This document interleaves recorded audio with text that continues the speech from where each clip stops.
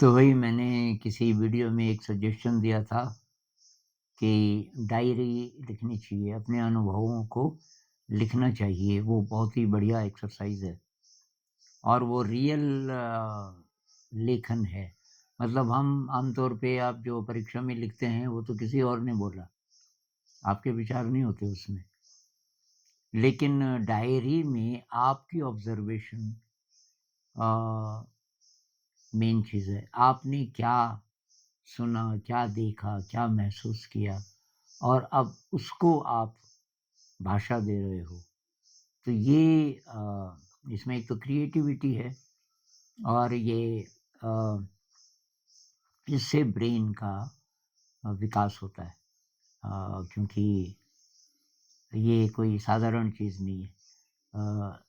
एक तो ऑब्ज़र्व करना बहुत कीनली आप डायरी लिखना शुरू करोगे तो आपको पता चल जाएगा कि कुछ चीज़ें धुंधली हैं। जैसे सुबह-सुबह आप कहीं गए, फिर शाम को आपको ख़्याल आया यार सुबह मुझे कैसा-कैसा लग रहा था।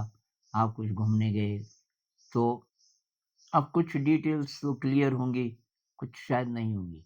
तो अगले दिन फिर आप जब घूमने जाओगे, थोड़ा ज़्यादा अवेयरनेस होगी।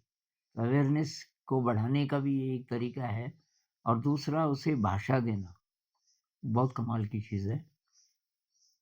तो इसका एक उदाहरण तो है वही जे कृष्णमूर्तिज़ नोटबुक। कृष्णमूर्ति जी की नोटबुक में ये वर्णन बहुत सारे हैं और मैं 1-2 pieces dance of the bee से भी सुनाऊँगा क्योंकि उसके कुछ चैप्टर्स मैंने ये इसी से शुरू किए हैं ऑब्ज़र्वेशन से। लेकिन अभी मैं एक मित्र हैं काफ़ी समय से और मैंने उनकी कविताएँ भी आपको सुनाई और वो ध्यान कराने लग गई हैं। ये टीचर हैं और मेरे ख़्याल से 11th-12th लेवल की लड़कियों को पढ़ाती हैं और उनको ध्यान कराती है और ध्यान के एक्सपीरियंसेस उन्होंने कुछ-कुछ शेयर किए। मतलब कमाल की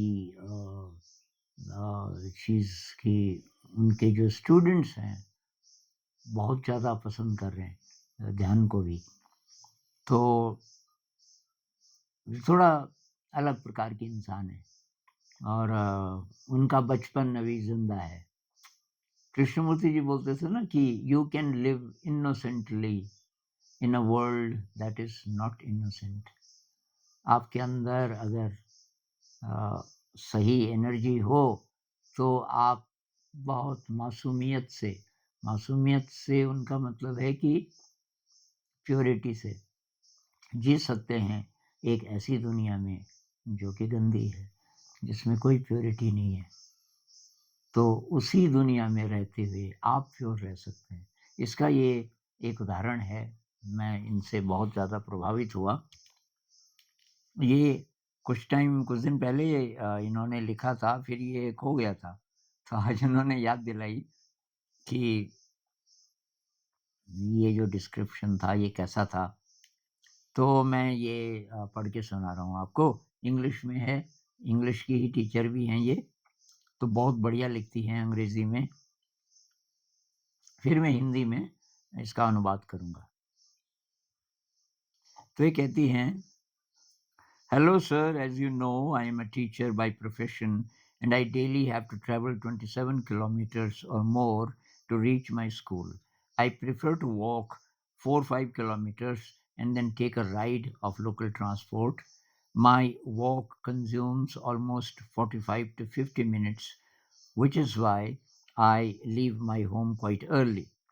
The time I leave my home, the initial few very light sun rays spread through the horizon, and birds resting in tall trees that come in my way are in preparation to leave their homes too in search of food. The spectacle gives me a strange kind of energy and calmness that I am unable to express, but only feel. I remove my mask, take few deep breaths, and move forward.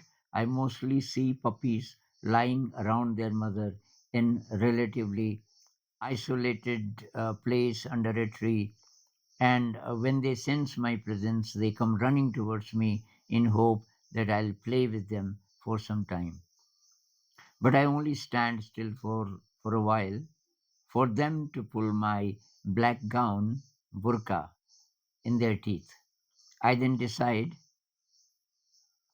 to move forward, but the puppies, unwilling to let go of me, complain to their mother, faking an injury, pretending that I have hurt them.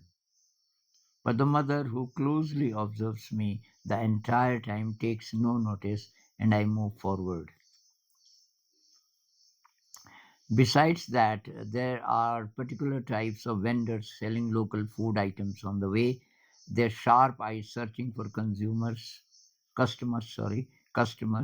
which are mostly school kids.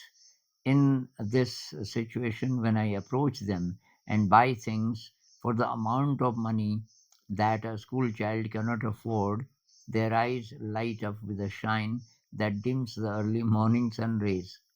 The food items that I purchase from such vendors are enjoyed by my colleagues, as I don't like sweets, thanking me the entire day. I also see an old lady daily who can barely walk, taking very small steps like a baby, carrying a bucket of fresh milk that she sources from a local dairy farm.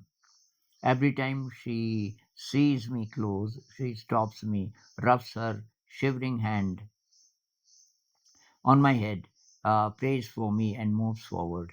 I observe different people, some worried, some weak, some energetic, jogging or walking, each person carrying his or her own story. I sometimes record a view in my mobile, a tall tree swinging with wind, puppies playing around, etc., and show to my colleagues. They laugh and say, "You are like a lost child." They really find me a different person. Some appreciate me for the way I am. Some say, "You seem lost." But only I know that I am not lost. I live in the moment. तो कमाल का description है। मैं थोड़ा हिंदी भी कर देता हूँ कि करीब 27 किलोमीटर चलना पड़ता है स्कूल के लिए, जिसमें से 4-5 किलोमीटर शुरू के मैं पैदल चलना चाहती हूँ। ये भी अलग है, 4-5 किलोमीटर पैदल चलती हैं केवल एक्सरसाइज के लिए नहीं, बल्कि देखने के लिए प्रकृति के नज़ारे। तो इसलिए मैं जल्दी चल पड़ती हूँ घर से, और सुबह-सुबह की पहली ताज़ी-ताज़ी किरणें क्षितिज में से झाँक रही होती हैं, सूरज की किरणें, और जो चिड़िया, वो बड़े-बड़े पेड़ हैं रास्ते में, वहाँ जो चिड़िया हैं वो अब जाने की तैयारी करती हैं, अपने घर को छोड़ कर के खाने की तलाश में। और ये दृश्य देख कर के मुझे अजीब सी एक ऊर्जा मिलती है और एक प्रकार की शांति मिलती है, जिसको कि मैं केवल महसूस कर सकती हूँ, जिसका वर्णन नहीं कर सकती। मैं अपना ये उसको हटाती हूँ, मास्क को, अ, और फिर आगे चल पड़ती हूँ, और कि वहाँ कुत्ते के बच्चे होते हैं। कोई छोटे-छोटे बच्चे हैं और उनकी मम्मी भी है, और वो कहीं अकेले में, किसी अकेली जगह में हैं एक पेड़ के नीचे, और जैसे ही वो बच्चों को पता चलता है कि मैं आ गई, तो वो दौड़-दौड़ के मेरे पास आते हैं कि इस आशा से कि मैं खेलूँगी उनके साथ, और लेकिन कि मैं चुपचाप खड़ी हो जाती हूँ, और वो मेरे वो बुर्के को खींचते हैं अपने दाँतों से, और तब